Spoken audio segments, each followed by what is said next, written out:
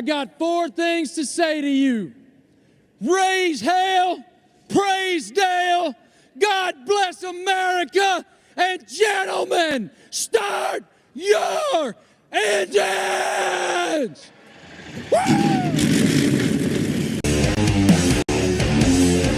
I'm Jeff Gordon, and you're watching Racing America.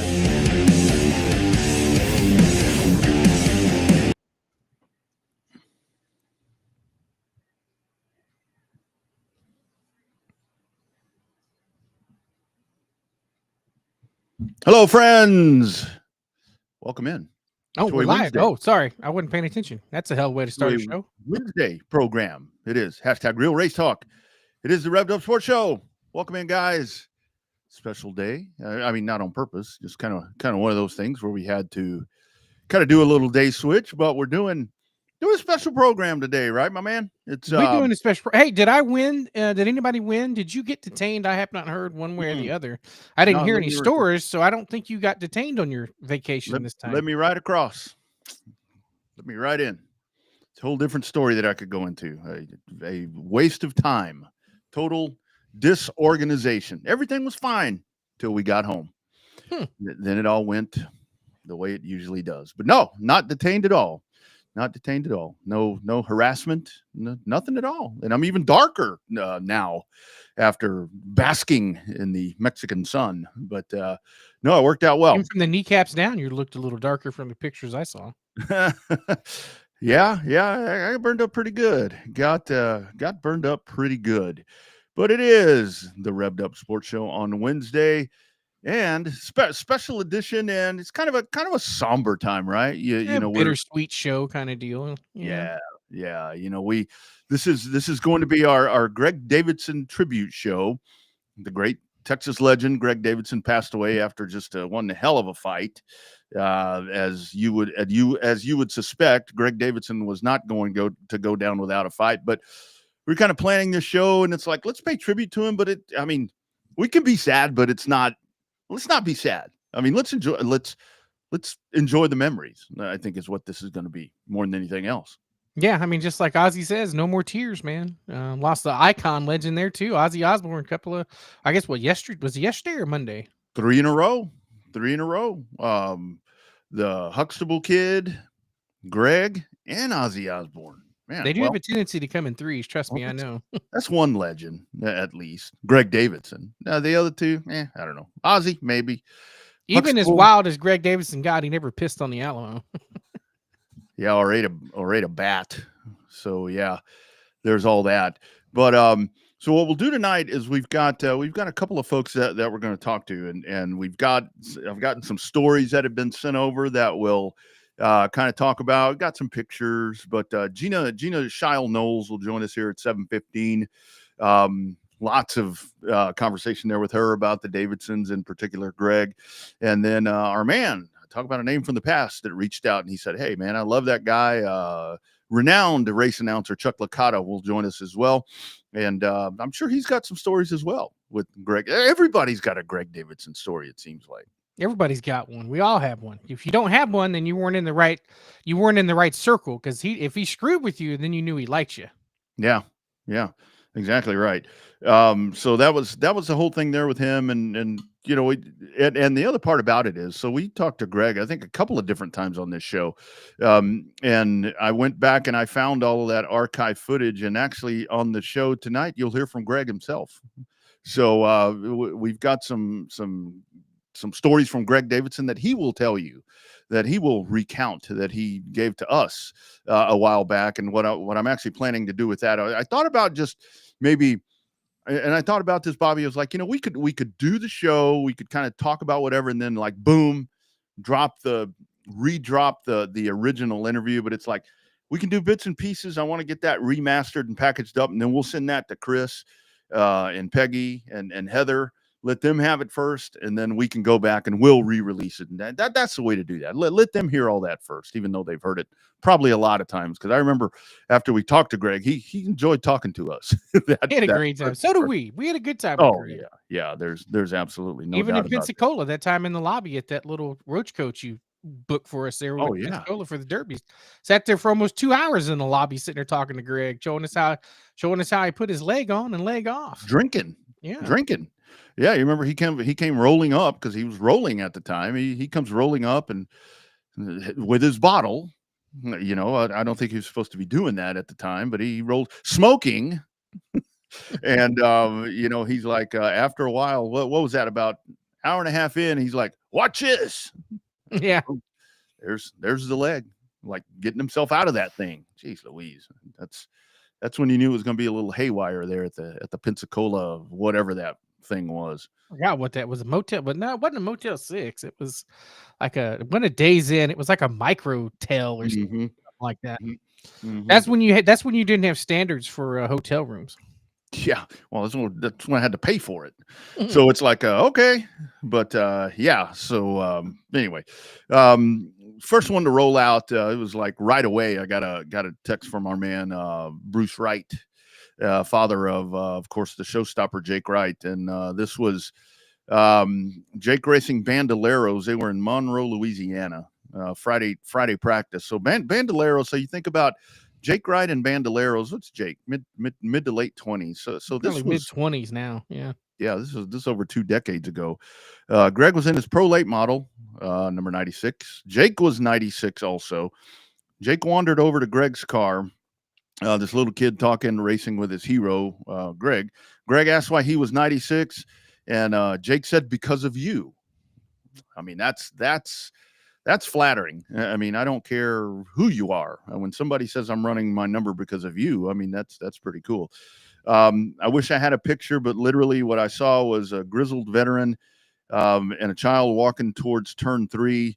Greg was teaching Jake about the track, where the bumps are, where to run. These two talked for an hour, or walked for an hour. Greg came up to me and said, this kid is special. I laughed, but I never forgot it. Greg's always been tight with Jake, and he, of course, they're going to miss him. So that's Greg Davidson right there, man. Sure is, in a nutshell. Mm-hmm. One of the fiercest guys that you're going to find, but it really was, man, where you got him off the track. He was just a pretty special dude, man. Pretty special dude. In that car, gung ho. You know, he could flip that switch. You take the helmet off, and he was great. And then he puts that helmet on. He's just a hardcore racer, just an amazing talent behind that wheel, and he helped a lot of people out. So it was kind of a sad deal to hear that. But yeah, I'm just glad that we got the opportunity to talk to him multiple times on this show, to where he got to tell his stories his own way. Yeah, that really was the thing that that he just kind of where he just told it only in ways that he could. And tonight, the ones that we'll hear, we don't hear we're not going to hear a lot of the serious stuff tonight. I mean, they are serious, but the way that he tells them. So we'll play those at various times as we're going throughout, and this pretty much sums it up right here from David. He's just a great racer, and that was in the days when back then when I remember Greg, and I've talked about this a couple of different times, back in those days, and it's still like this around here now with dirt, to where it was very, you had the San Antonio bunch, you had the Austin racers, you had the Houston area racers, then you had Odessa, Midland, all of that, and then Corpus, so it was, but and in each one of those, you could probably go back and you think about that. Like in the Houston bunch, you think about the rocket ship, the dude that had balls of steel, and that was Greg Davidson. I mean, Greg Davidson never did anything half throttle. I mean, the dude was just, I've heard stories about him driving personal cars, vehicles, to where it's just all out, just flat balls out. And that's the way he raced all the time. The term you're looking for is WFO. That was his motto in life. WFO. Yeah, exactly. Yeah, that's exactly what he did. So and it was that was the cool part, that as this show kind of started gathering its legs and all that we got to talk to some of these guys. And Bobby, I'm actually going to plug a cord in, because I think with Gina we're going to have to do a phone call. So I'm going to plug a cord in, so I may go silent for a while here. Or not for a while, but just for a couple minutes. Here we go. Just for a couple minutes. Okay.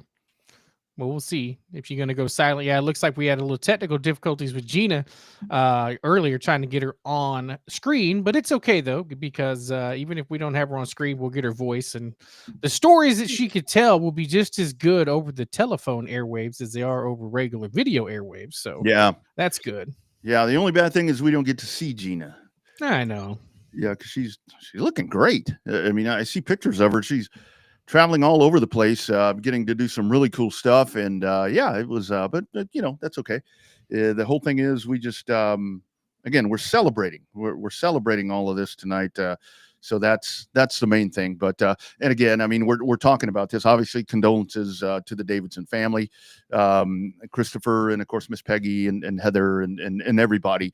That's the main thing. And again, this is a tribute. And while we're mentioning that as well, did want to mention our man Chuck Barber in the Corpus area.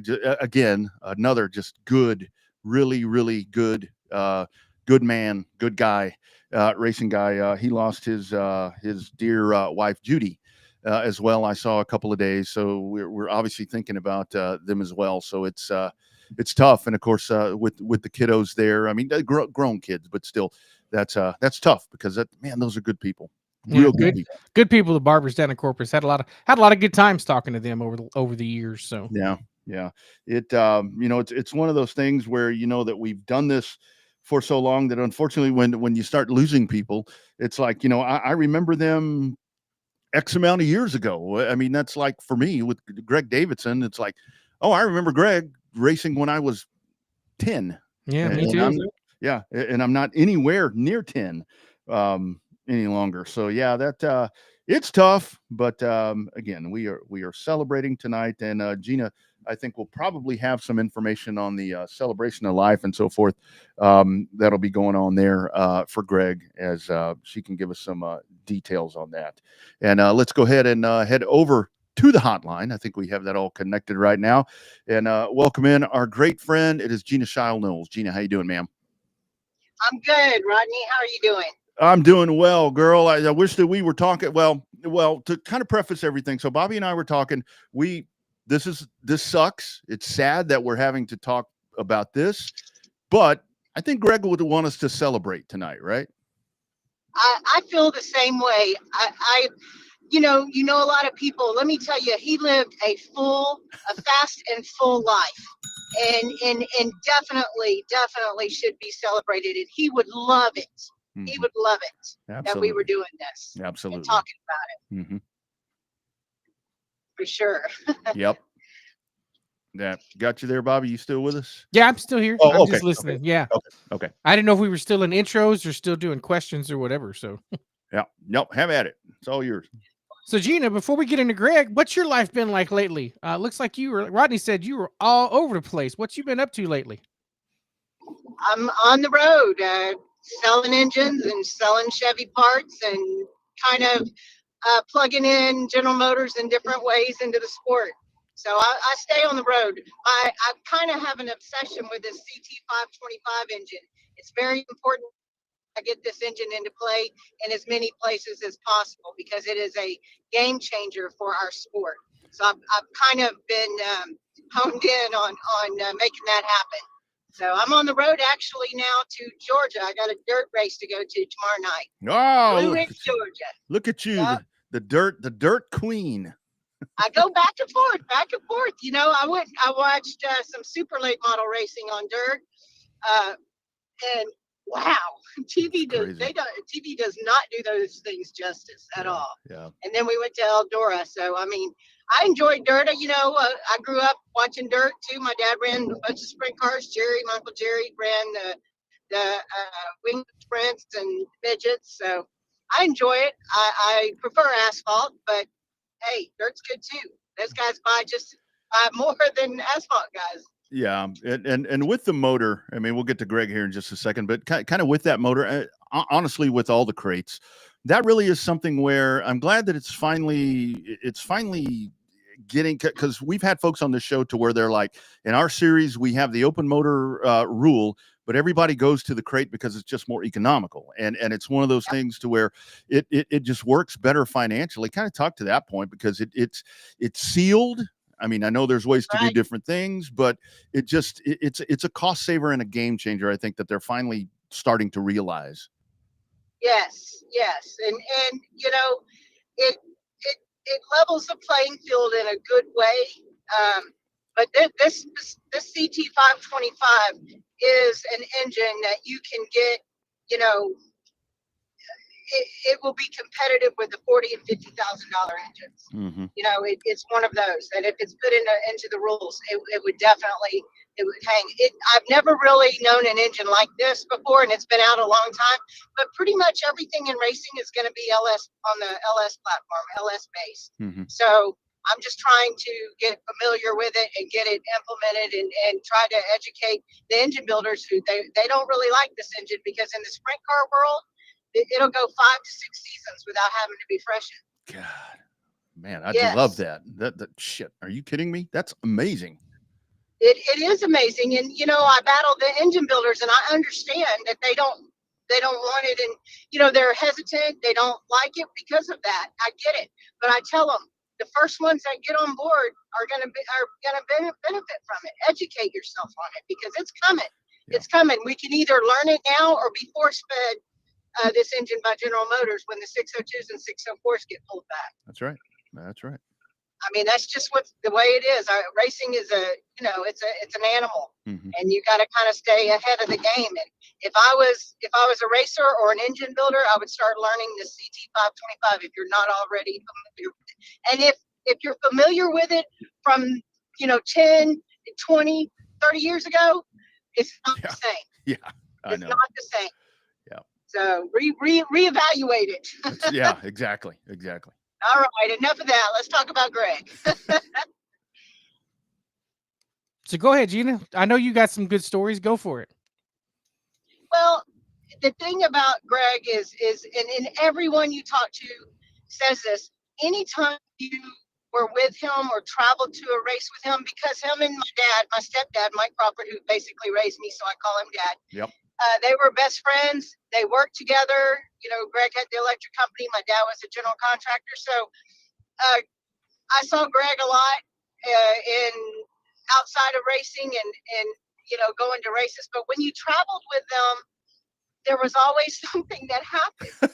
Like, I swear, I can't explain it, but it always left you with a Greg story. While it scared you, or it was traumatic whenever it was happened, or there's a lot of drama surrounding it, it became one of those stories that everybody laughs at, when you talk about them.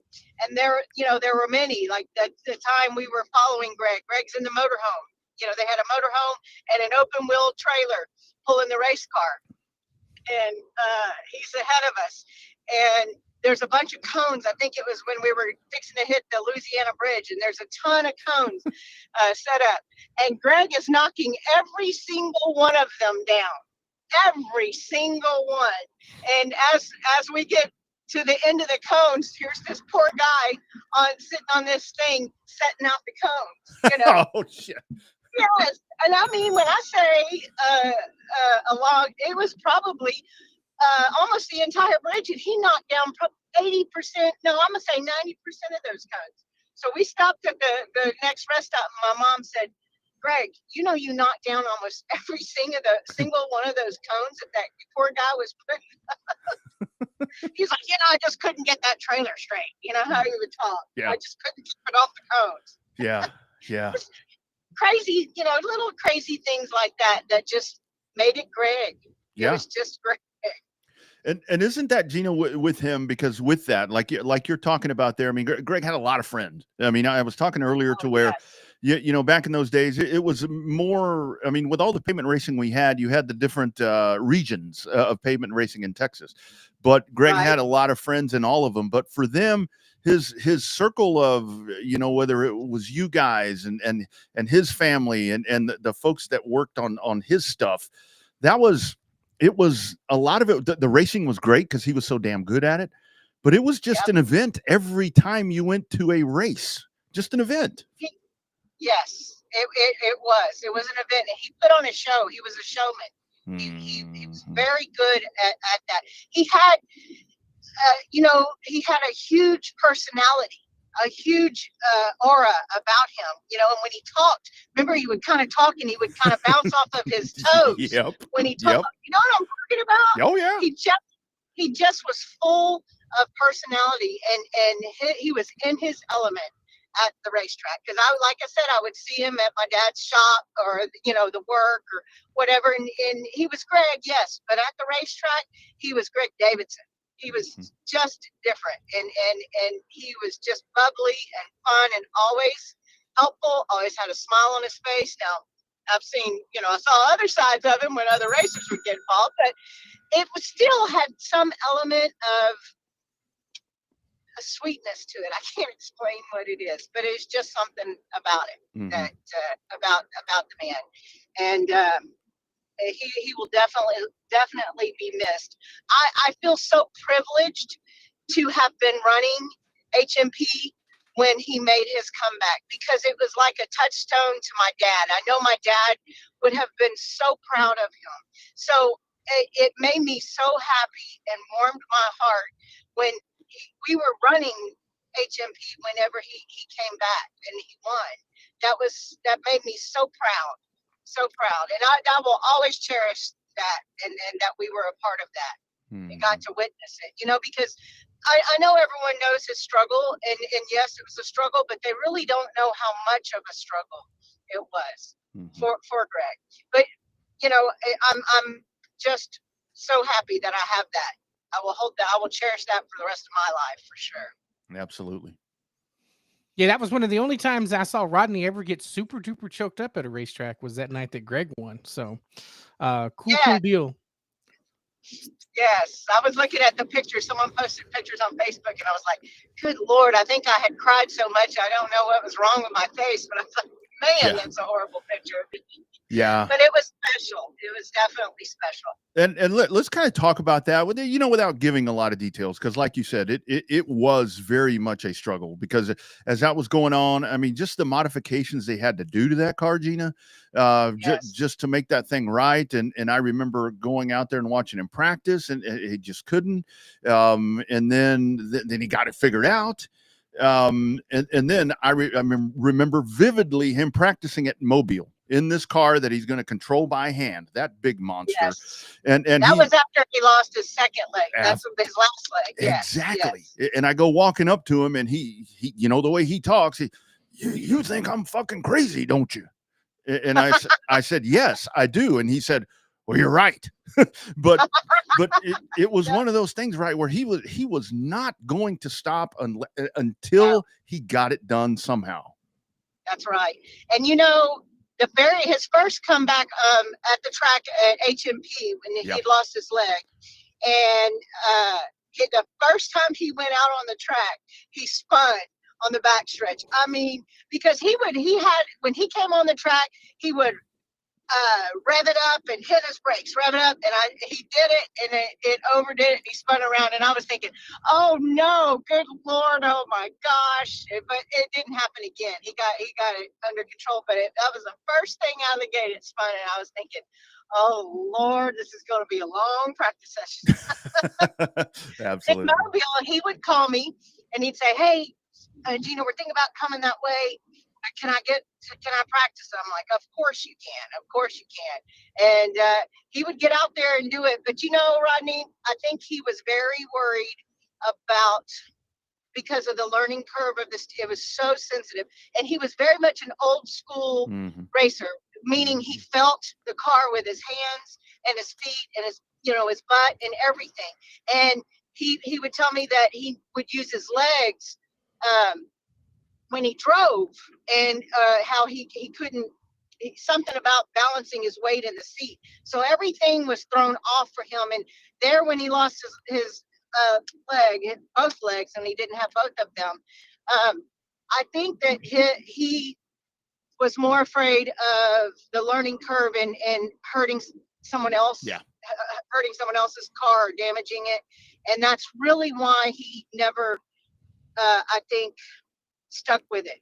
I think that was more important to him, that he didn't cause problems for anyone or damage anyone else's stuff. It was just too much, I think, for him to overcome. Yeah. Even though let me tell you, he never quit giving his all and trying. Yeah. He really, and he'd come out there and he had the steering wheel and everything, but it just, that's a lot. That's a lot. Just coming back from that and making it back to the track is something that should be recognized for sure. Yeah, absolutely. So Gina, you were with Greg a long time. What's your favorite car? Is it too hard to pick one? I mean, he's had a lot of cars over the years, but everybody's got a favorite Greg Davidson car. San Antonio. Mm-hmm. That 96 is San Antonio. I don't know why. That's when I think of Greg, I think of the Pontiac. When someone posted a picture of it, and I hadn't seen it in a long time, and I was like, oh. And it's not because it was the best looking. It's because that's what I relate to when we were really traveling with him the most. Yeah. Yeah, absolutely. And that was the thing. That's the other thing, Gina. He always, I mean, even with the final car that he had, that dude took a lot of pride in his cars, didn't he? I mean, they were always fast, but he wanted to have a badass looking race car, and he usually did. I mean, he usually did. Yes, he did. And in the early years, he was very much a Pontiac guy, if you remember. Mm-hmm. He was like the only one with a Pontiac besides HB Bailey. HB, yeah. Yep, and that's where he got all of it from, or why he did it. I'm pretty sure. Mm-hmm. But what a character! It makes me miss him talking about him. Mm-hmm. I remember that red Firebird that he ran, I guess, in the early '90s. That red Firebird, that was a bad sumbitch. I remember he went to Long. You know what? Time, that was a bad sumbitch. It really was. And it was pretty. It was pretty. You're right, Bobby. That was fine. I remember as I got to know Greg more, I was talking to him one night and I asked him, I said, do you remember your orange car? And he said, nope. And I said, yeah, you did. You had a number 96, a Kendall motor oil car. I think you ran it once at Texas Whirl. And he's like, oh, them son of a bitches. They made me paint that car orange and they gave me a little bit of oil. So, typical Greg. I mean, typical Greg, right? But oh yes. So with let's talk about Miss Peggy, because it's like here's Greg Davidson. You have this, I mean, call him whatever you want to call him, showman, race car driver, just badass, and she's just with him the whole time. I mean, just kind of right there in the. They were two peas in a pod. Absolutely. They sure were. I used to call them. Let's see, I got to think, either Peg and Greggy, or I would just flip it. But that they just, where one was, where Greg was, Peggy was. And Greg would get in the race car and go out and do what he had to do, practice or whatever it was, and get out. And if Peggy wanted something, he got it. We were just talking about Peggy one time was at the track, and she had this, he always bought Peggy nice jewelry. Yeah. Always. He spoiled her rotten. And she had this tennis bracelet that she lost, and she lost it at the track. And the whole pit crew was walking around in the field and all around looking for this bracelet. And my dad was like, what are y'all doing? We got to race. We don't have time to look for this bracelet. And so Greg came walking up and said, oh, I'll buy you another one. Let's go. We got to race. But she ran the show. Yeah. But that where one was, the other one was. That's a great love story for sure. Mm-hmm. And they just went together like peanut butter and jelly. Mm-hmm. Mm-hmm. That's just how they were. Absolutely. Yep. So Gina, my wife asked me, she says, what's the one thing that Greg Davidson, like, what's the one thing you think about? And I'm like, well, we have lots of stories and all of that.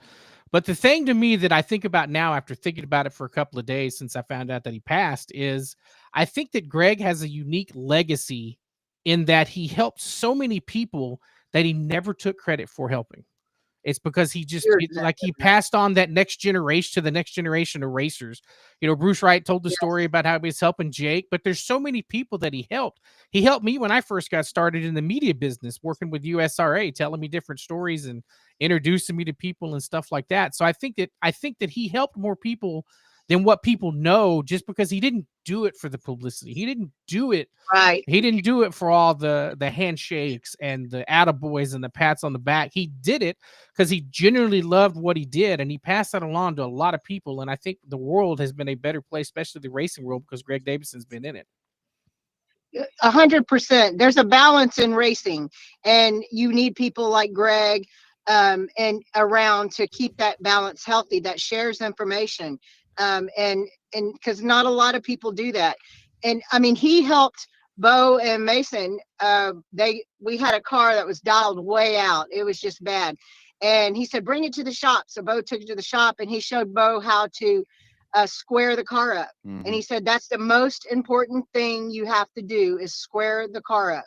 And Bo was telling me the other night that that is probably the single most important thing that he learned, is to how to take the car back and get it square to start over, or to get it, get it straight. And that was just Greg. He did the same thing for me whenever I took over Houston. I had never ran a racetrack. I've been around it my whole life, but he helped me with advice. He backed me up. He talked about me. He did anything I needed. He did. And if there was something that I wasn't doing right, or maybe he would do differently, he would tell me in a way, that made me appreciate it. And Bobby, you are spot on. We don't even know how many people he helped. So many that I can't even imagine, and not just in Texas, other places, what all he did. But that was just Greg. He had a passion for racing, like that is not as abundant anymore. And that's what he lived for. That is what he lived for. Yeah, you know that he really was a guy where if he liked and cared about you, he would. I mean, because I remember the more that I got to know him, just in conversations that we would have on this show and in private, I could go like rob a bank, and that dude would have stood up and said that I was just an outstanding citizen. Yeah, because he just, I mean, if he cared about you, I remember him, I would hear him tell people where he's like, oh, that guy over there, that's the announcer, whatever. And it was like, and I remember him telling people, you should have seen him when he raced. You should have seen him when he raced. And I know Greg never saw me race or never paid attention probably, but it was like, this dude would sell you as such a, and people were like, oh, Greg Davidson says you're a good guy. I'm like, well, that's a compliment, because he did. And lastly so let's talk about here. I mean, because now Chris, he's kind of been carrying the torch there for a little bit as the racer. Now with Chris has done what Greg has done. He's carried on Davidson Electric, and now Chris has elevated their racing team to places that that this is just going to reinvigorate Chris to do really. He gives back just like his dad. He gives back just like his dad, doesn't he? It's crazy. Yes. It's crazy. I remember in our time in Houston when it was like, hey, you would tell me, hey, Chris did this or Chris did that. But we can't talk about it. He doesn't want anybody to know. Yeah, that's just how he is. Chris and Heather both are reserved. They're not. Greg had all the personality. And so they just would just kind of sit back and take it all in. And but they took in all the goodness that was available to them, and both of them are outstanding individuals. And I'm so proud to have known them my whole life, and proud to call them friends still to this day. Yeah. Peggy too. It just it's a when my dad passed, when Mike Crawford, my stepdad, passed, the first time I saw Greg after the funeral, it had been, I want to say, about a month or two. It was like a warmth. That it was like seeing my dad or feeling my dad again. And it's just, that just is what you get when you're with people at the racetrack for so long. They just become part of you, and you feel it, and that is so special, to be able to have known and been a part of their lives, or all of us to have been a part of each other's lives. I mean, my mom and Peggy, still talk all the time. And it's just, I feel very privileged to have seen, been a part of the stories and witnessed them, and just to have been around all of them. Because when you go racing all the time, the only kids you see are the ones at the racetrack, and you're mostly around adults all the time. So Greg was just fun to be around. Well, it's like Greg Davidson is one of the many racers that I learned some of my great manners and mannerisms from, if you know what I mean. Yes. Yes. You know what's funny, and I know I don't want to run out of time, but That's okay. being a child, I would be with, Larry Child. I would be with my Child family one weekend, and Greg and Dad, Greg and Jerry were fantastic friends, very close. But my Uncle Jerry, but my dad, not so much, And so I would be with the Child family, and they would not like the Crawford racing, or not like Greg Davidson. And then the next weekend I would be at home with my mom and the Crawfords and around the Davidsons. And so I would hear a lot about, Larry Child, not good stuff. Yeah. Or when during the race, if they were getting at it on the track, I would be hearing the negative. And Greg always would be so uncomfortable and apologize when people would say something, and I'd be standing there. He was very aware of it. And, I got racing. I mean, heck, I read about Larry Shaw, my dad, on the bathroom wall at Big H, Yeah. There was always someone had something to say about him, but that's how it is when you're a competitor that wins a lot. But he always made sure that I felt comfortable and sorry for what they say. And I'm like, Greg, it never bothered me, but it was a weird thing growing up and seeing that, each weekend was different. Whoever I was with, I would be like, oh, please don't get in on the track. Please don't touch each other. Please. Yeah. I imagine that was tough. Yes, it was different, but I will miss him for sure. And I can't even think of someone that is like him. He was truly one of a kind, and was one of those people that walks in a room and has everybody's attention, Mm-hmm. and could keep everybody's attention, and everybody would have a smile on their face. Yeah. Yeah. When they're listening to him. Yeah. And Gina, I'll let you tell us, again, thanks for joining us on the road. Celebration of life. I know obviously when these things happen, folks are always, what are arrangements and so forth and so on. You actually have that date. I think you sent it to me, but I was kind of holding off. I'd rather you pass that on. Well, it's closer to August 16th is what my mom told me. Okay. August 16th, and where it's I'm not sure the name of the place, but I'm sure Heather will post it, or has posted it, or Christopher, one of them. So, but it is August 16th, and I think it's going to be a wonderful celebration. I cannot wait to hear the stories and see people. Greg would love it. Yeah. He would love everybody getting together and talking about racing and telling stories. It's going to be off the hook. I guarantee Yeah.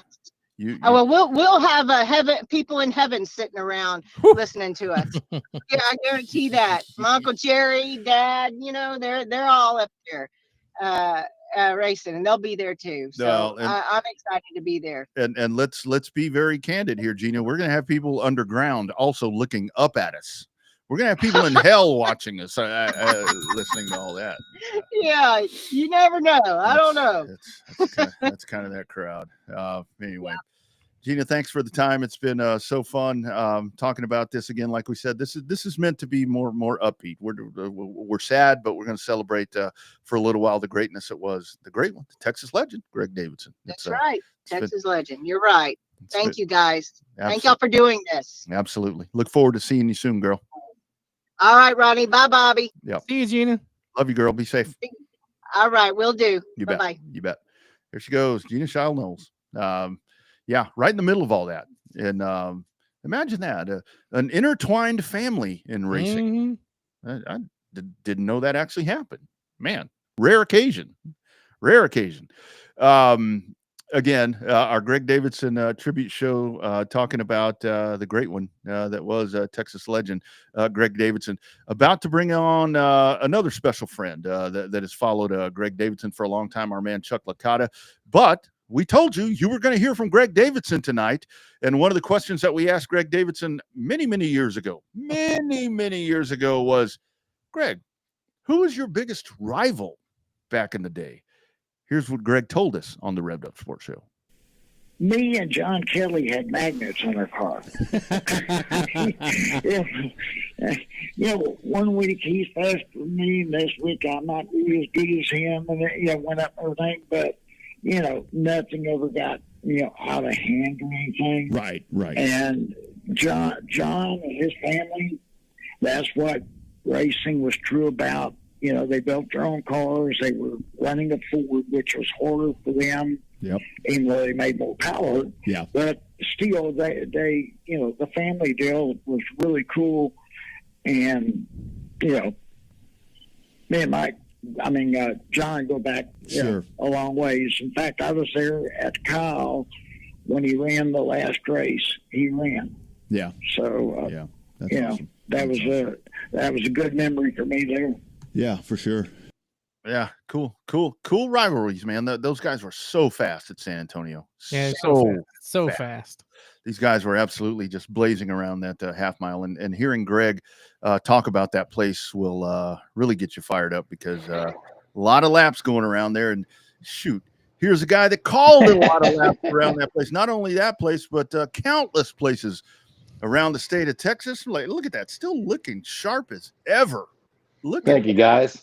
First time I appreciate that. Sports show. It is our I man. appreciate that. By the way, real quick, just for you guys, there's a little memento from back in the day that I had. Oh, look at that. Coming with show props. Go ahead. Just go ahead and identify, besides me, identify the people in this photo right there. Oh, man, I can't see it. It's like Colt for sure. Yes. And then I can't tell the other guys. I can't tell Jim somebody, Bobby. It was when you and I were announcing Jim. Oh, Jim Tradow, probably there the you go. ASA thing. Yeah. And then that's the back of Brian Callaway on that one. Yeah. Man. Yeah. So, speaking of that, Chuck, with all that, you're the one that we need to get on here, because like at that, to talk about Thunder Hill, because it was like I reached out, I found Callaway. You know how we are as journalists, we stalk people and we find them. And he's like, I'll talk about it someday, but we've never been able to.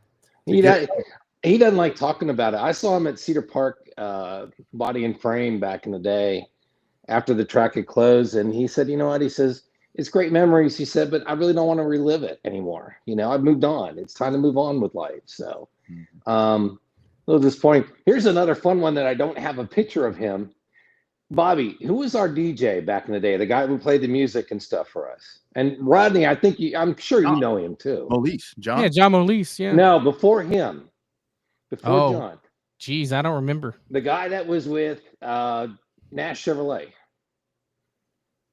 Oh, I know. I remember that guy. He would come to the pits because we were competing at the. My God, what was that dude's name? Do you remember Gary Cozart? I remember Gary Cozart. Yeah. Okay. Long story short, I moved to Granbury, which is 25 miles southwest of Fort Worth, and I work for the city of Granbury now doing video. In 2021, 2022, we got a new airport. We have a regional airport, which now has a mile-long runway, so we can take the corporate jets and stuff. And they appoint a new administrator, Gary Cozart. Are you kidding? He's the airport administrator. Honest to God, I hadn't seen him since we had worked back at Thunder Hill. And he's up here now, and he's doing a tremendous job. And like you guys, looks the same as back in the day. So, yeah, but he's right here. Pity the people when I'm out shooting a video or at the airport.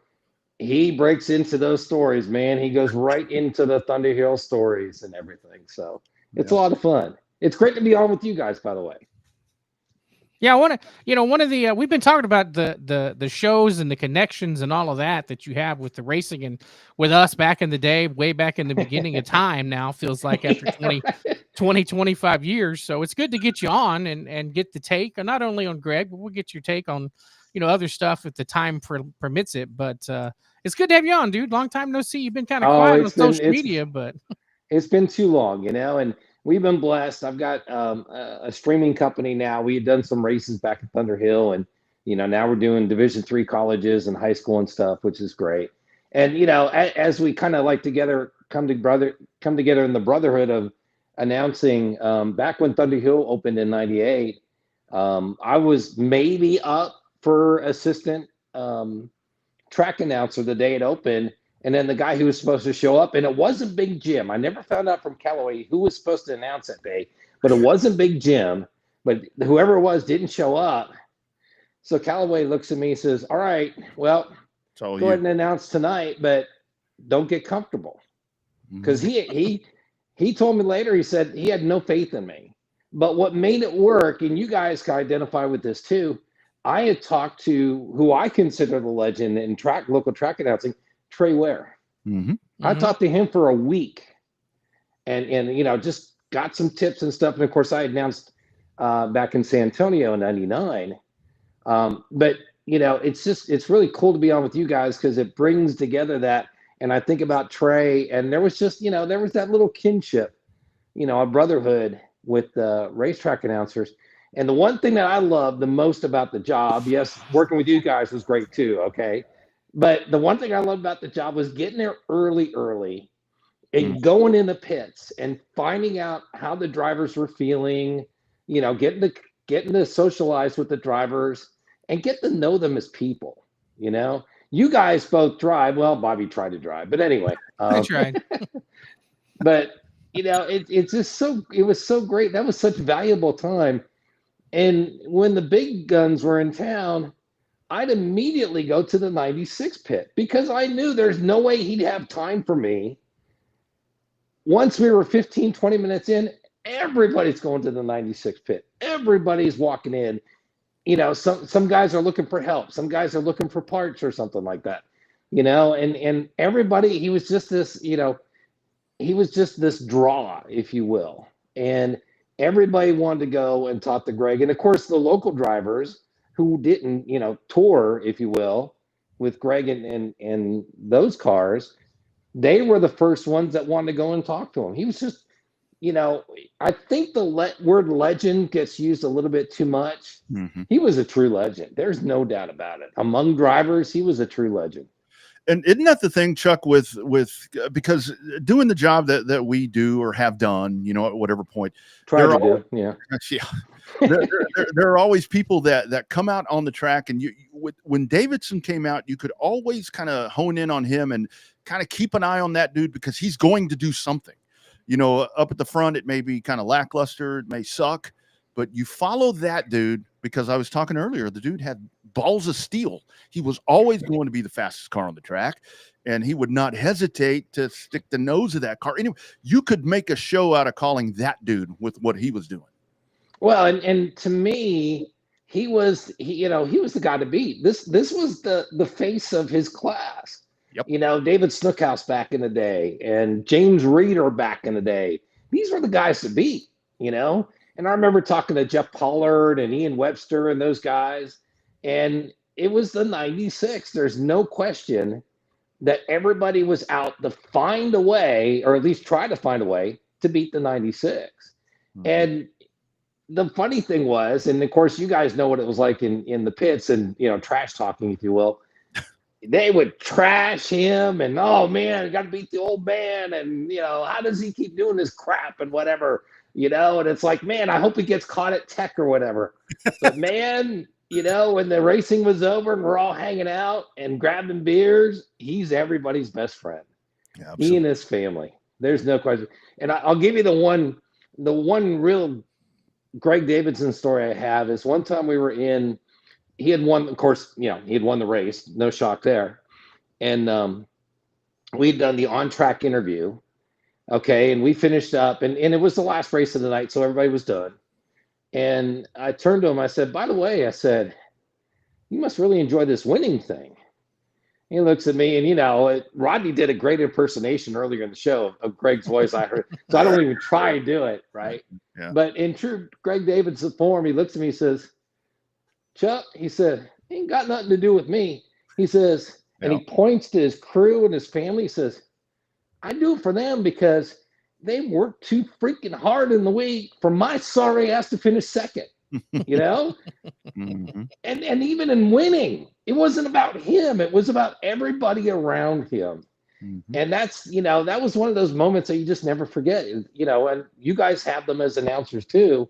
It's just that moment that you never forget because you realize, and let's face it, racing is an ego business.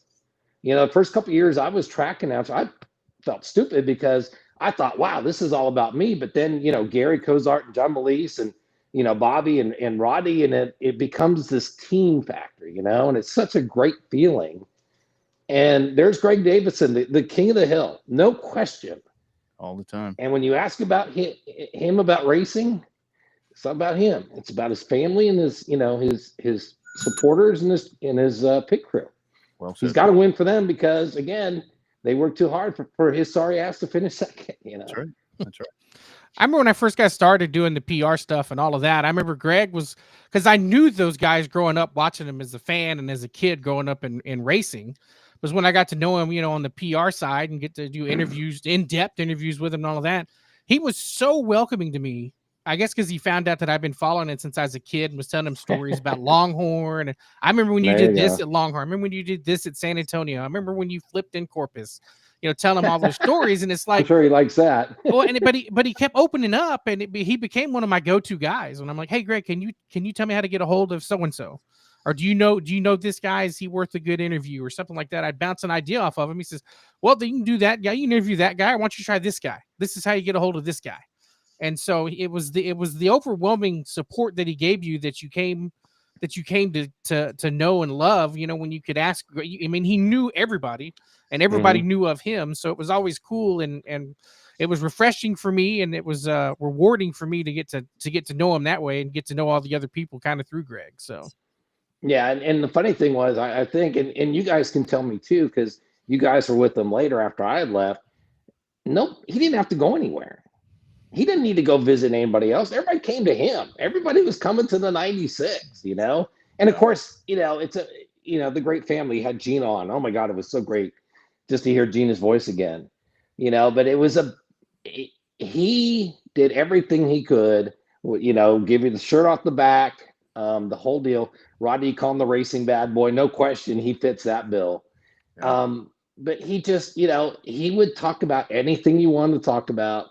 And even on race day, if Bobby had a need or something, I'm sure he'd take care of it. He was just, the consummate race guy, And I was so sad to hear. I kind of followed along with you guys, when he lost the legs and everything. I just, oh man, this is just so. But there he was, didn't stop him, and that's how he is. To his legacy, that's how he is. Nothing stopped him.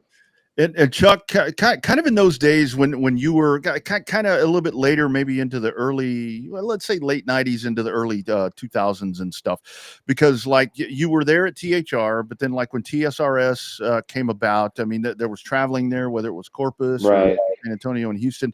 And a lot of times the late models were a part of that, with Davidson and Romco and all that. Kind of talk about all that, man. You guys had one hell of a gig back in those days, because it was just like traveling. It was just like this traveling thing that was going from track to track, and the racing was great. The personalities were unbelievable, and the parties with like Greg Davidson just made them, some of the best times we've ever had around here, for crying out loud. Well, and as you guys know, you can't talk about the parties. That, that's got to stay off the record, because there's just too much stuff that goes on. But it was so amazing. It really was. And it was a family, We talked about, and we visited, and you guys have done race coverage at TMS, and so have I. But it's just, it was like we were riding on a dream, It was like, it might as well have been NASCAR, because everybody was out for everybody. And, again, on the racetrack, try to win it on the first lap, bump everybody, get them the hell out of my way. But man, off the track, it was everybody doing stuff for everything. I remember one time, and I can't remember who, somebody gave up their car for another guy because he was in the points chase. Mm-hmm. And his car was just, it ran back practice and heat laps. And gosh, I wish I could remember that. Somebody gave up their ride so this guy could get out there and he finished third. And the car wasn't that good that day, but he finished third. And it just, it was just so amazing. The family of racing back then was it was unstoppable. And it's unbelievable. And, sitting here talking about, kind of like Gina said, I feel like I'm reliving this stuff. Same thing with you guys, and I know you've got the great stories too. It's just, when you think about that class of car and you think about the touring series, 96 was the pinnacle. He was the man to beat. But man, oh man, he was as gracious as anybody. Mm-hmm. Yep. It really was. It was so great, growing up as a kid, because everybody had their favorite drivers amongst myself and my family friends. I like Slick because he drove a Ford, and I was a Ford guy. My dad was or my parents were David Umscheid fans. So my best friend growing up, their last name was Davidson, so they pulled for Greg, and then had another buddy who claimed he was Irish and pulled for John Kelly. Then you had one random guy like I like Jay Watson, and then oh my god, you had so many. Just had so many different fans back in the day that it was just like, they would put on one hell of a show. You knew when they were coming to town that was the show. And Rodney's idea of the pinnacle is about 4 or 5 years sooner than mine, just due to the age difference. Like older. from the late 80s to the early 90s, to me, that was the pinnacle of super late model racing with all those guys running TIDA. And then Rodney remembers back in the Texas World Speedway, Texas Race of Champion days that I didn't get to be a part of because I wasn't old enough and wasn't into the sport at that time. That's when Greg would excel at that.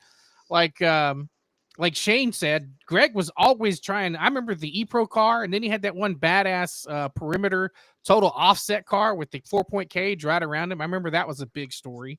But he was always trying something new to try to get faster and better. That's for damn sure. Yeah, and I'm with Gina. The Black Pontiac, the 96. That's it. To us, that's Greg Davidson, no question. And it's funny you mentioned the orange car because I was thinking, oh my God, did he do that? Yeah. It's like, yeah, he did. Son of a gun. Yeah. Listen, I'm going to let you guys go because I know there's a lot of people that want to share it. I'm going to leave it with this. Bobby, you just mentioned, you're growing up with racing. That's what made you a tremendous announcer. I got so lucky when you and I hooked up at Tim, and you're talking about this stuff, and I'm thinking, oh my God, I need to shut up and just let this guy talk because he's talking about, Longhorn stuff. And Rodney, you being a driver, you being able to relate to the fans, talking about the stuff that's going on in the car and stuff. So it made it great too, and Trey Ware, who is, kind of my mentor and my icon of local stock car racing. I mean, he's the best. There's no doubt to me. And I was very fortunate that I got to learn from him. How haven't you found a track up there? What's the closest racetrack to you? TMS. TMS, right? But yeah. Well, there's dirt tracks. There's there's a couple. Maybe someday, but the work is keeping me busy right now. But after talking to you guys, I might have to get back into it. Chuck, that's always a funny thing where as I've gotten into this more to where people are like, oh my God, that getting to call races and all that you must be breaking the bank, right? I'm like, oh yeah, that's why I do it. It's the money. Yeah.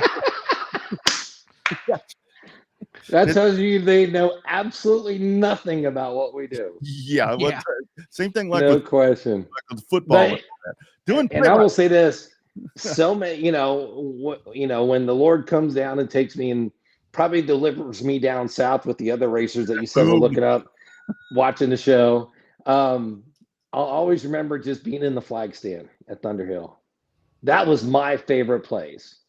Was being in the flag stand at Thunder Hill and calling the races. That was way too much fun. You were the one that changed all of this because I did. You had the PA guys, which there still are some, and they do a really good job of doing PA. But you were the one where it was like, in the flag stand, and then you're over there running around and doing all this different shit. And it was like you changed the landscape, man. And that's I'm ever grateful because I would have never thought of doing that. What's a wireless mic? Well, thank God for those, right? Yeah, and it was real simple. When they put me behind the behind the glass, I said, this isn't how you call it. You got to be out with the fans. You got to be able to gauge their interest and you can feel the excitement. And, when you say, as they're about to start the race, you say, let's go racing. And it's just like, whoa, that's what it's all about. And thank you for saying that. Cause I know I did, but it was just, look at the guys that came with me and after me. Yeah. You guys have taken it up just another notch or two. Well, I'm younger than you, so I could run around. I think that's what it. Wow. And how many championships did you win driving? There you go, right there. There you go. I'm the Mark Martin. I wish I was Mark Martin. No, man. I was thinking Jerry Nadeau, but okay, Mark Martin. Yeah, okay. more like that. More like that. You ask some people, and they say I'm Daniel Suarez. So boom, there you go. But good stuff. Chuck, man, this has been fun. We've got to do this more often, man. Let's do this again for sure. It was great to be with you guys. It really was. And like I said, and people watching can probably tell there's a little bit, but the three of us announcers, man, there was just a feeling that you just can't get anywhere else. And that's kind of how I look at Greg. When he was at the track, he brought a feeling, and he brought a sense of community, and he brought the racing that just nobody else could bring. He's a showman. He really was. Absolutely. And he knew it too. He knew how to do it. He really yeah. He really exactly. Great Thanks, stuff. guys. Chuck, take care, man. We'll talk to you soon. Right. Thanks, Chuck. See you. There he goes, the great Chuck Lacata. And he did, man. He called a lot of. I remember Chuck Lacata years ago, like on TV as a sports broadcast. San Antonio, yeah, like KMOL or whatever WOEI is now. I remember that dude. But he got to call a lot of really badass super late model races that Greg was a part of. Yeah, no, it was a lot of fun. I mean, like I said, I remember as a kid, like just going and we talked to him, talk about John. Heard Greg talk about John Kelly. Him and John Kelly were great. Slick was great.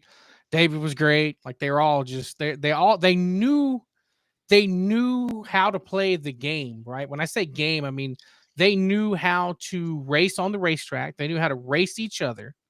And then they knew how to party after the racetrack, but they knew what to do with the fans. They knew the fans came first. Yeah. Whether they were on the racetrack thanking the fans during the interview, they would always make time to sign autographs for the kids. It didn't matter if Greg had seen me one time or 100 times. Every time I walk up to a different track asking for an autograph, he'd say, "Here's your autograph. Don't you have the ones from Longhorn?" Or we'd be at San Antonio. He's like, "I'm just getting as many as I can because you guys are awesome." Yeah. And that was the thing where I think when you really think about to where when folks talk about that we're lost in the past, and we're lost in the past because I think all of us, we just think back to when we were younger because it's being a young kid. This is when this stuff gets ingrained in you. And I do. I mean, I think back to I remember, the first time I got to sit in a race car. I mean, the first time it ever happened was Marianne Nauman's dad, Jake Wallace. We were at Austin, and Jerry Stanley had a little autograph Howard Riethmeyer cars, and they sold the last one, and I didn't get to have one. I was crying. I was throwing a shit fit. And the park next to the Riethmeyer Stanley team was Jake Wallace, and Jake Wallace came and got me and put me in his car. Big Jake put me in his car, and I can smell it as I'm telling the story. I can smell the rubber. I can smell the fuel, and those are the things you remember. And those drivers, they just did it a hell of a lot different back then. When we talk about Greg being a showman, it's really weird when you think about Greg because he knew it, but he didn't overdo it. Where a lot of guys, it just happened. It just happened when he did it. And like Chuck was saying, and like Gina was saying, this really was all for his team. I mean, he did what he did, but it was all about the people that supported him and the people that came out to watch him and support him each and every race. Yeah, he's another one of those guys that forgot. He's going to forget more about racing than I'll ever know. So yeah, no, that's the thing, and that's why we celebrate him, because it really was, and he became so special to us, because it was with the comeback, and I was kind of told on the DL.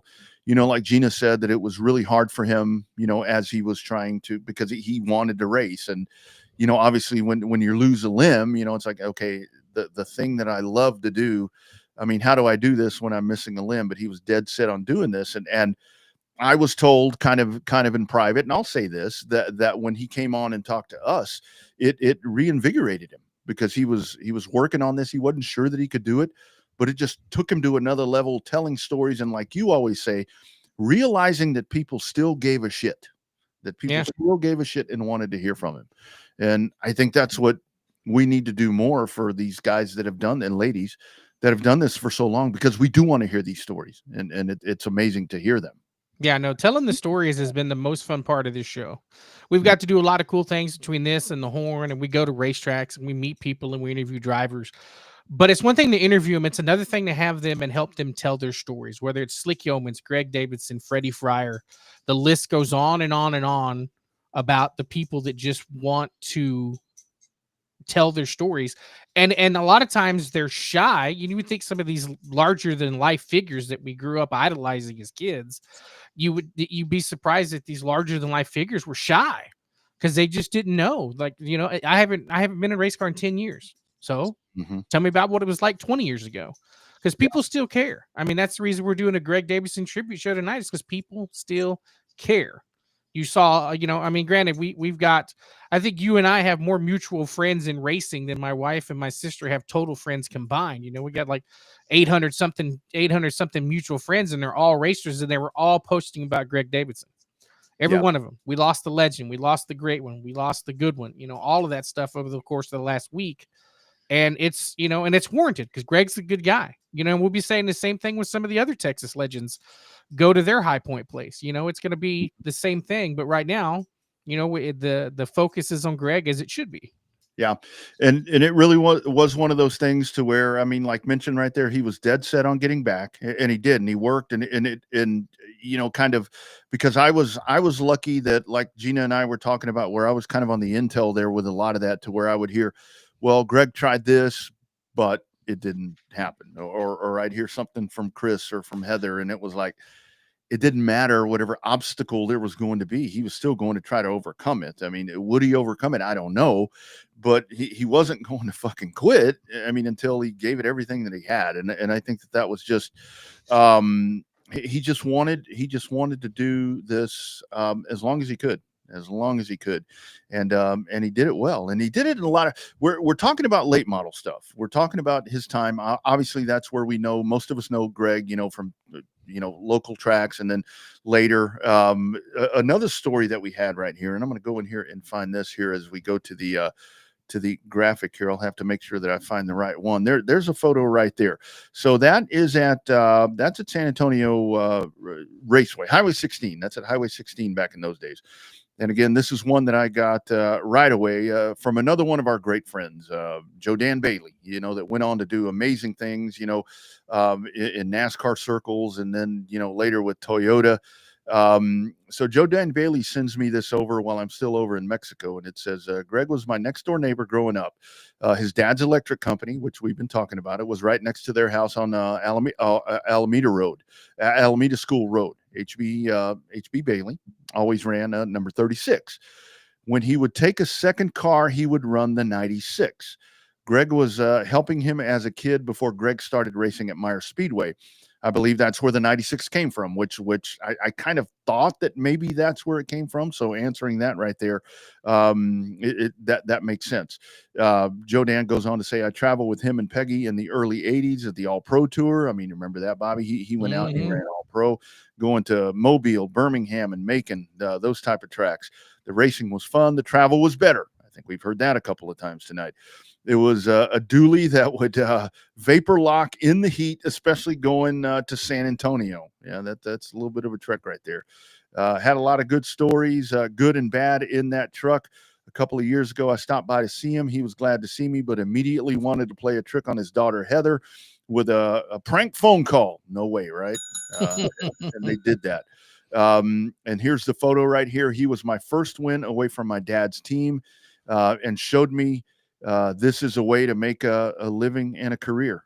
And this is a guy that we're talking about, Joe Dan Bailey, that we've heard from here, you know, with the ties to HB Bailey right there. Joe Dan Bailey went on and did amazing things as a NASCAR executive. And it all started with Greg Davidson. And there's a photo at Highway 16. Tell you, man, what an impact. What an impact. It's crazy. It's the ones that we don't know that we've had the impact for. So I know.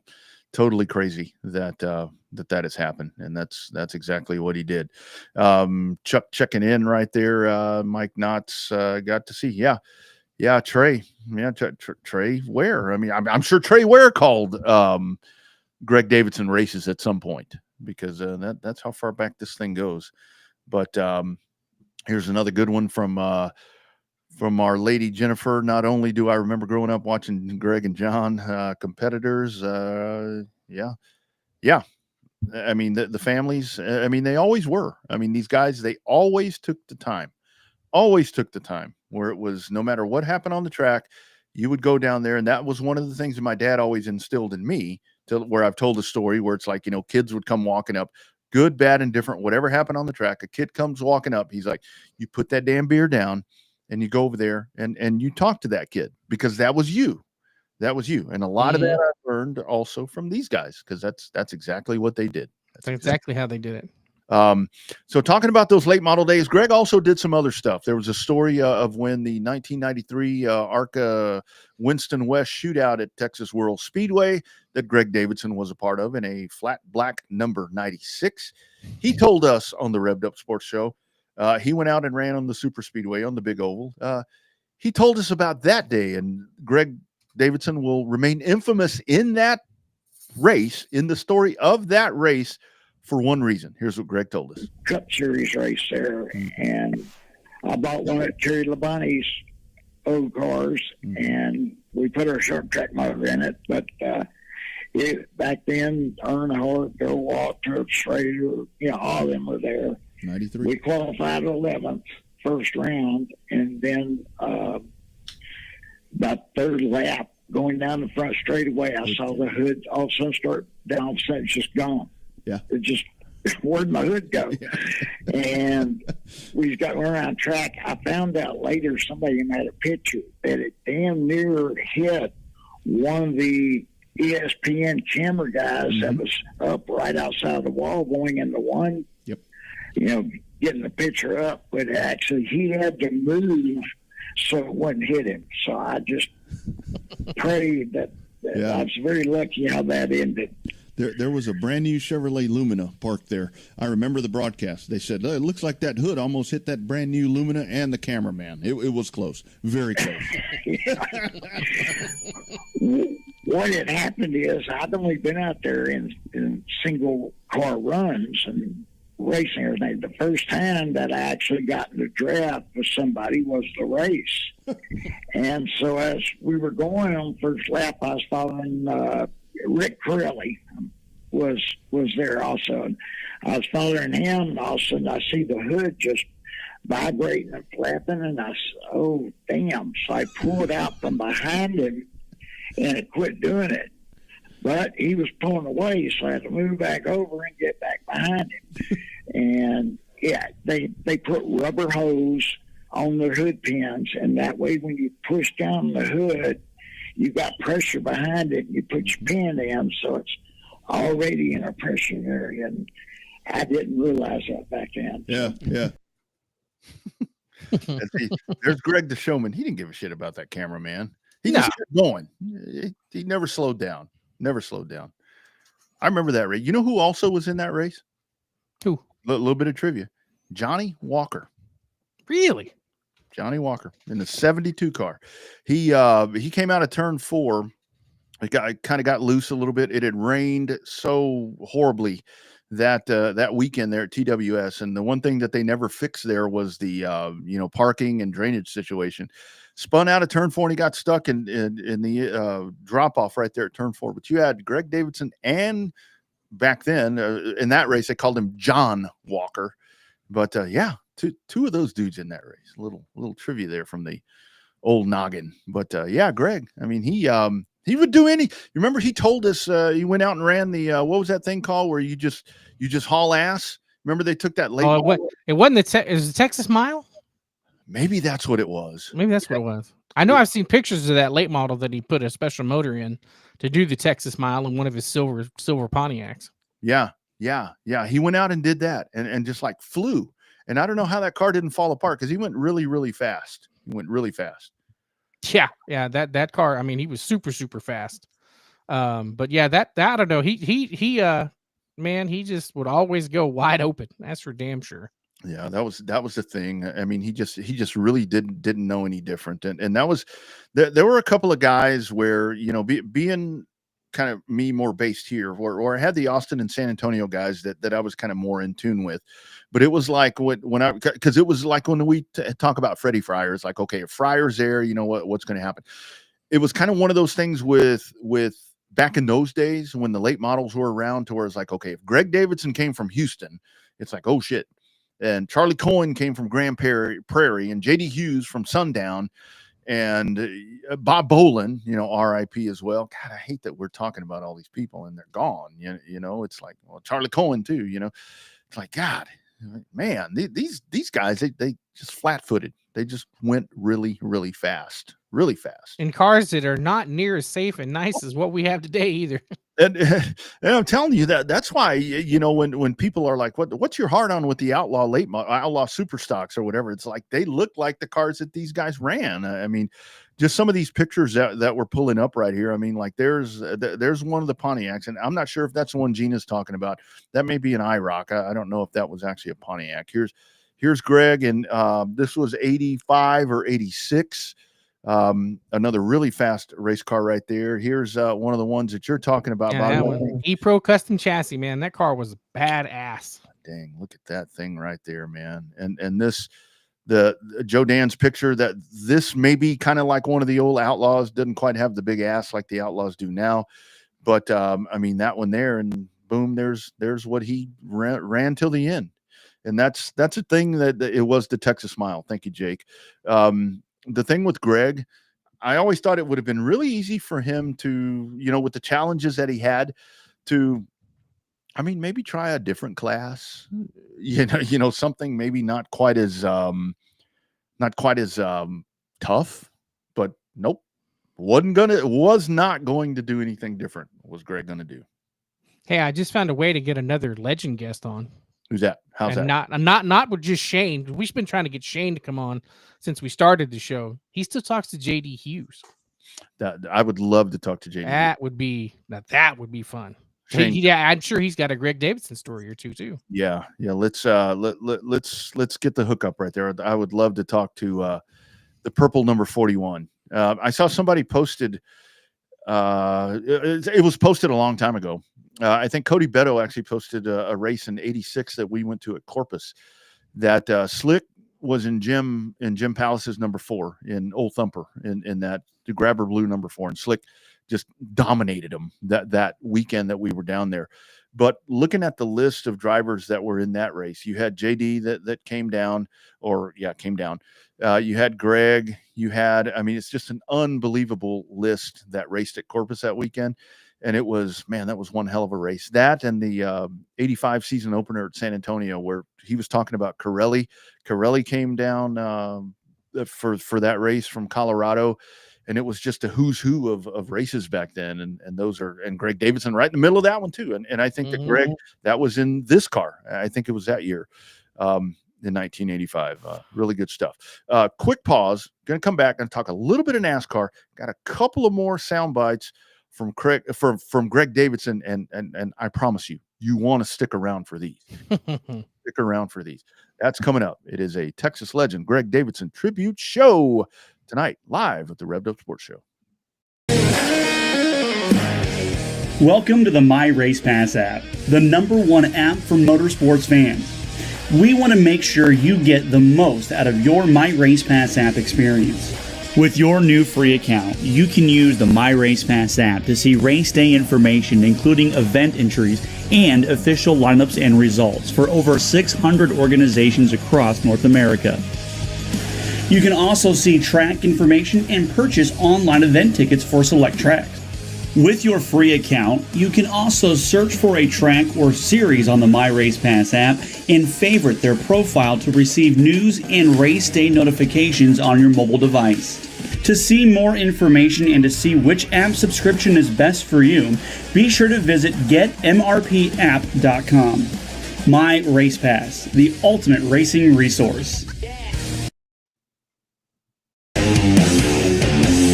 Hey, I'm Ross Chastain, and you're watching Racing America. There you go. Hashtag Real Race Talk, the Revved Up Sports Show. Bobby Chaffee, Rodney Rodriguez, all of you guys. Thank you for joining us on this very special Wednesday. We'll be back on Tuesday next week. Just some logistical stuff that we had to get done this week. So, kind of the weekend review that we always do. High limits, man, they hurt a lot of drivers. They sure did, didn't they? That one wreck I sent you, a Brad Sweet, right there next to the berm. Bam, that looked like that hurt. And hell, he was one of the lucky ones. Yeah, that was. I mean, every time that I would look around, because I didn't have a lot of access to a lot of the I mean, you know, the stuff that I typically watch while we were in Mexico. But it was like with X, every time that I looked around, it's somebody getting hurt. I'm like, man, what the hell's going on right here? So yeah, I'm glad that everybody's okay there. And I guess we had a little bit of a dust up there with Kyle Larson and who was that he was all David Gravel. Yeah. So well, I mean, that's good for business, I think. Well, good for instance, they're both in different sanctioning, so that helps out a little bit too. Helps out the tabloids, if you will. Hey, I figured out a way for people to go and look at the old racing pictures if they're somewhat new to the area and like to find them. An archive that's very near and dear to both our hearts. LoneStarSpeedZone.com. Oh, yeah, how about that? It's free. You can sign up and get a free account on that thing. You just jump on there, and I mean, if you want to buy, I actually found it searching for some JD Hughes pictures, and there's some on there. Yeah, I mean, the one thing that where I am glad that people still go to Lone Star Speed Zone, which I don't understand why people don't, because it's so underutilized, is well, I think the problem with that is that our man Nick Holt still moderates that, and he doesn't put up with all this happy horse shit that goes on in the social media world right now. He still will ban your ass if you get in there and act a fool. And I think that's a problem. But I see that people sell a lot of stuff on there still. It's like they don't want to chat, but when they want to sell something, they go straight to that. Because it works. Shane's the man. He just sent me the Facebook profile of Mr. JD Hughes. I don't know if he sent it to you too. Nice. I'll send it to you. Yeah, we'll definitely try to get that hooked up and talk some stuff with the man from Sundown. Oh, that'd be fun. Him and Jay Watson. You talked to Jay Watson that one time, but we couldn't get him on the show. I've tried to reach out back to him. I don't know exactly what may have happened. The other person that I want to get a hold of, there's a Midland, Odessa forum that's on Facebook, Midland, Odessa, and they talk about Twin Cities and all the. I want to talk to whoever runs that forum, because it's somebody that monitors that, and it's a lot of good pictures and stuff. Yeah, but it's old John Foster pictures in there. Yeah, too. Yeah, because it really was. I mean, it was 4 different and I think that's where I get more heartbroken as a Texas asphalt racing fan, to where it's like, yes, I'm glad that we still have it, but I remember it was just very distinctive areas now, like with dirt. I mean, to me, dirt, it's like now just and it's the popularity of it, and it's nothing to cast shade at. I mean, they're just all kind of from Texas. Yeah, you know, I mean, I know the one that sticks out is Cut and Shoot, you know, we know, but yeah, with the pavement guys, it was up there, down there, here, there, and right in the middle. And he had a couple of Oklahoma hot shoes, you know, then Donnie Wilson started coming down in the mid, mid 90s, or late 90s, early 2000s. He came down from Oklahoma City, you know, in those Fords, and was smoking everybody's ass. Yeah, won a championship. Yeah, he came down here and kind of missed a race that year and still won the title. Whatever happened to Donnie Wilson? I wonder where that guy. Maybe we need to get him on. Maybe you need to get him on the show. Oh, legend. Be fun to get that dude on and see what he's up to these days. Yeah, that'd be pretty fun. If only people knew how to check the archives. Yeah. And speaking of this Greg Davidson thing, like we said, is Greg Davidson. The full first original Greg Davidson interview will be released in a couple of days, maybe a week or so. Want to get it over to the family and let them do whatever they want to do, especially with that August the 16th celebration of life. And you bet your ass that I don't care where that is. I'm going to be making that one. Coming up this week, King of the Hill on the dirt track side in Texas for our Texas race fans. $10,000 to win factory stocks. What's going to be the storyline coming out of that? I love how it's always like, okay, who's going to win? And they post, this guy has this many wins and this guy has that many wins and wherever. But it's always something else. It's always some other controversy. Like, we'll see. To me, I feel like the King of the Hill is like for Dolphin Faulkner is the Daytona 500 for Earnhardt. He just can't. He's always strong, always competitive, and he just can't seem to win it. Yeah. Well, we'll see. We'll see. He's definitely been tearing up. He's been spending a lot of time in the South. It seems like a lot of time down in Texana. A lot of time down here. So again, I mean, going back up there. I mean, it definitely is going to step up the heat a little bit, step up the volume, with that one, because it never disappoints that it's going to bring some of the best of the best. I just hope that we don't end up with a shit show with a bunch of irrelevant shit, a bunch of stuff that detracts from the racing, because that does happen a lot of time at big shows, whatever surface. Unfortunately. Actually, that's something I want to say about High Limits, because it was, as I've kind of watched, nothing against World of Outlaws. I like them both. I like them both the same because, whatever. But High Limits just appears to be a crisper program, it seems like to me. They're more adamant about starting on time, if at all possible, and getting the show in, it seems like. But it's run by racers. I think that's probably a different thing, too, to where that tends to fluctuate things. Yeah. I don't know. It's all the same. NASCAR going to San Diego. It's going to be run on a naval base there. I think that's huge. Celebrating the 250th year, like you and I chatted today. July 4th, I think, would have been better for that. But a hell of a lot better than July 4th weekend. Yeah. I mean, Father's Day. I mean, I'm glad it's on a special weekend for whatever. But I think that would have been a home run. But at least it's going to be on Amazon Prime section of the schedule. I hadn't thought about that. Yeah, that's a good get right there, as probably a good thing to get away from Chicago. And I saw something this week where it's like, oh man, bring back Kentucky. I'm like, Kentucky was on the schedule at one point, just like Chicagoland. What's old? Apparently, NASCAR was getting a sweetheart deal in Chicago. They wanted to come back, but apparently the city wants more of the revenue. So funny how that works. They didn't think it was going to be worth a damn, so they didn't sign up a good deal to get a lot of revenue out of it. And then boom, they have the race. They have shitty weather every single 3 years in a row, and they still NASCAR, ended up making a little bit of money off that deal. Yeah. I don't know. We'll see. They want to go back, they say. I love that video today, though. That promo. That's the best. That's the best NASCAR promo video they've ever made. And it's probably one of the best promo racing videos I've ever seen. Well, it's a good tie-in right there. I mean, I think if you're going to make a move into something that may not be as popular with a fan base, how do I say this the politically correct way? Your hardcore fans are pissed off that they're going to San Diego and not going to Rockingham.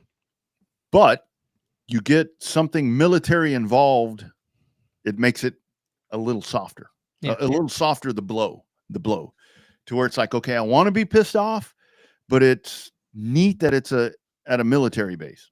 So I can't be quite as pissed off. Yeah. I think that's kind of where, again, good strategery doing that. Well, hell, Rockingham may not come back. The track's for sale, and they don't have a promoter to do a race. So I know.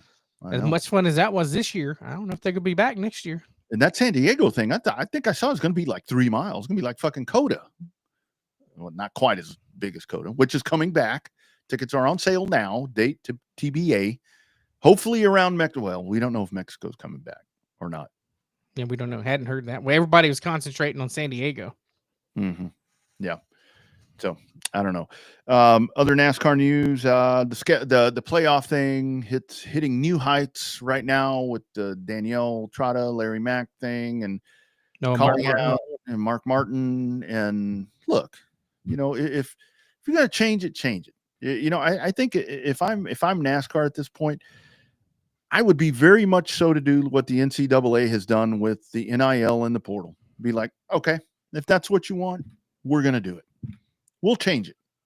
This is what you get. You know, people now bitching about the transfer portal and money and all that. Well, somebody needs to do something. This is what you wanted. This is what you wanted. Change the point system. Give them that. The leader's 200 and some odd points ahead going into the final race. Just do it.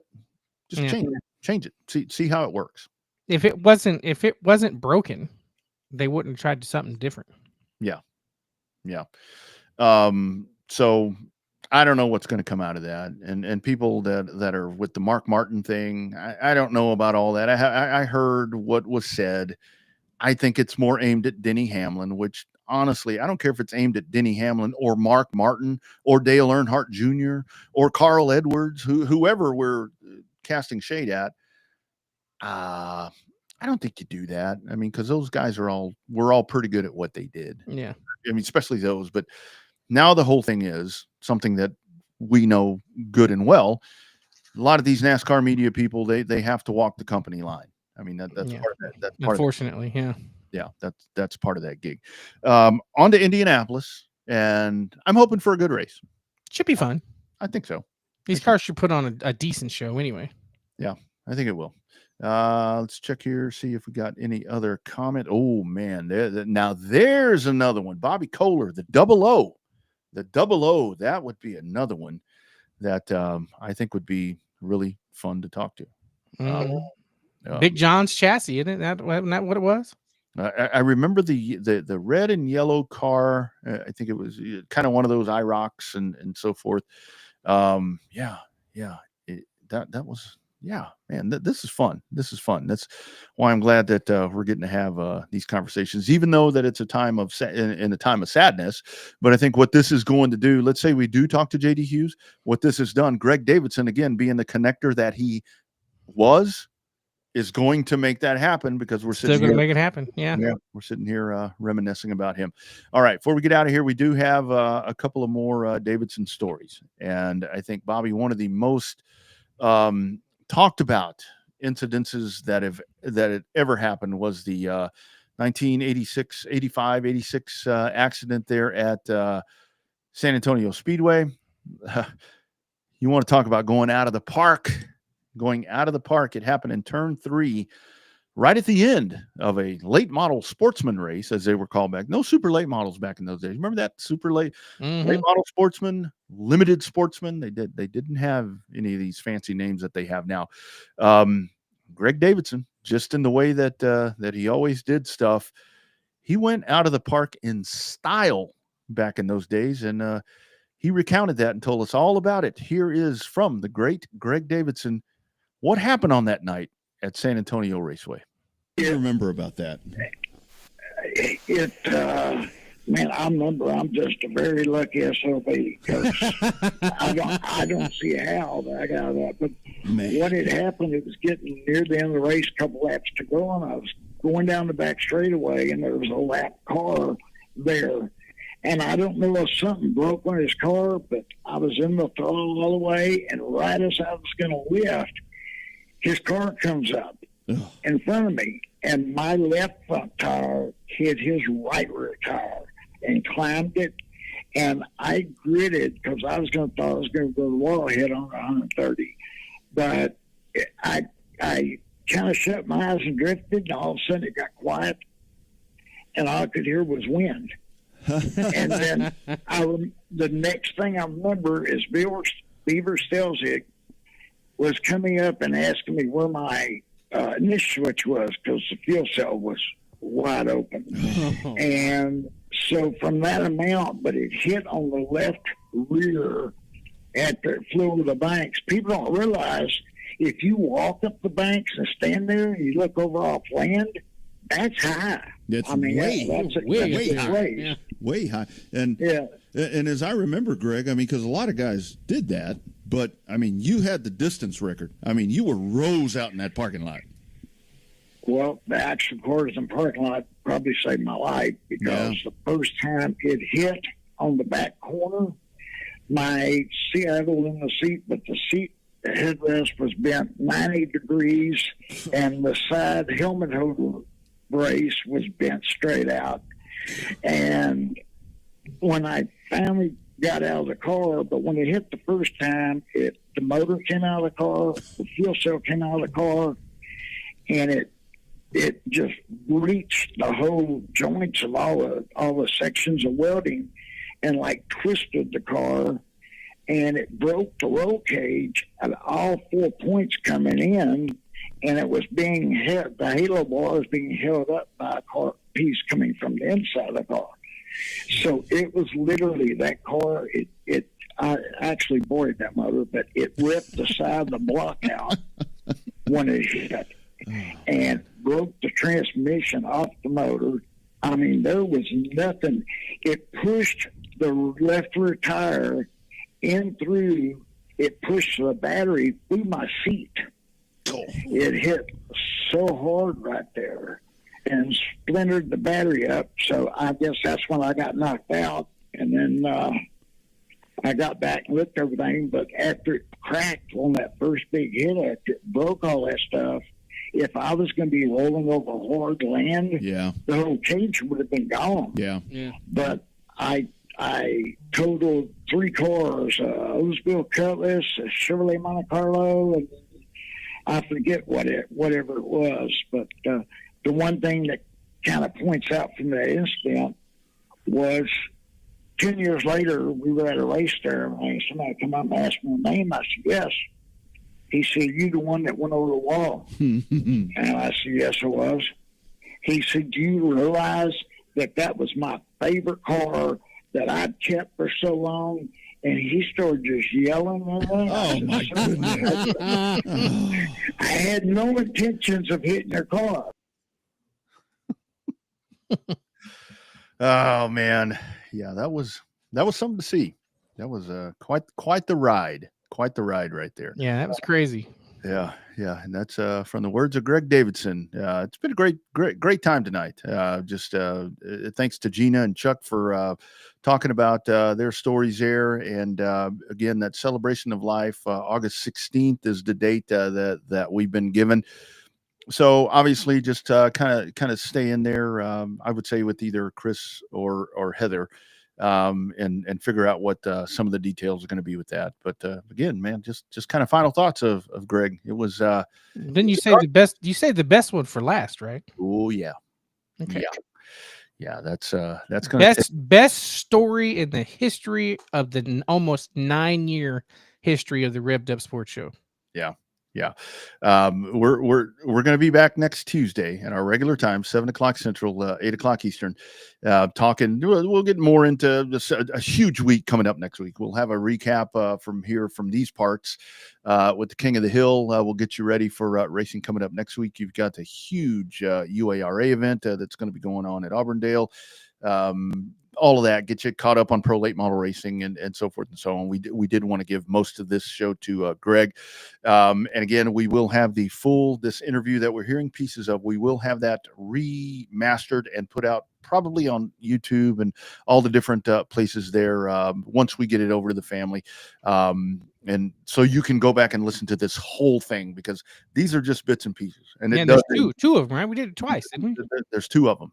But this is the one because, and that's where you, not to give too much away if you haven't heard it, but it's like Bobby intros Greg, and he's like, Bobby does this amazing intro. Bobby's like, oh, and here we are, the Revved Up Sports Show, blah, blah, blah, blah, blah. And we're so amazed to be talking to Greg Davidson. Just this incredible intro. And Greg's like, well, I'm over here in the shop and I've been sitting over here working on this thing. It's like, shit. It's like, he didn't care about any of that stuff. He was just, here's what I'm doing and here's what I'm going to do. But we'll get that out. So we're going to check out of here. R.I.P. Greg Davidson. We love the Davidson family. Bobby, by the way, you're good, right? When you text me earlier, all is okay with you? Wait, what did I text you earlier? Monday. Yeah, that Monday you had to go, whatever. Oh, yeah. No, that's fine. Okay. It All passed. Right. Good. All right. Okay. I had to think about it for a second. What did I text you? Oh, yeah. No, that's fine. All right. Well, that's good. They found nothing wrong. So. All right. That's good. All right. We're going to check out. We'll be back next Tuesday, and we leave you with the most amazing revved up story, maybe racing story ever. In the words of the one and only Texas legend, Greg Davidson, when we talk about the fun on and off the track, here's what happened off the track. See y'all next week. that they comped our rooms and we put their name on the car. No, nice. And There you go. And one night after the race, we were all out in the parking lot, from Mark Kredinsky to everybody else, and I actually drank too much. Oh well, you know, it happens. It happens. I went to the room and got undressed completely and got in the bed, and then the next thing I know, I'm walking up the halls, up and down, butt naked, looking for my room, and I couldn't remember the damn room number. So I walked outside and started tapping on windows. And like I said, I wasn't all there. Basically, it ended up the hotel manager escorted me to a room under construction with a mattress on the floor. He gave me a sheet and says, "Don't leave this room. I'm locking it." So, and then my wife wakes up, and there's all my clothes there, everything, shoes, everything, and she says, "Where in the hell is he?" So that had to be hard on her. I'm sure to do that. But I remember, I think it was Christopher. I think Kim got me from the room, and I wrapped the sheet around me and went and got my clothes. But I'm telling this on the radio, so I hope people. If they're on the radio, they go back and pick their worst memory. Absolutely. That one right there is going to be hard to beat. That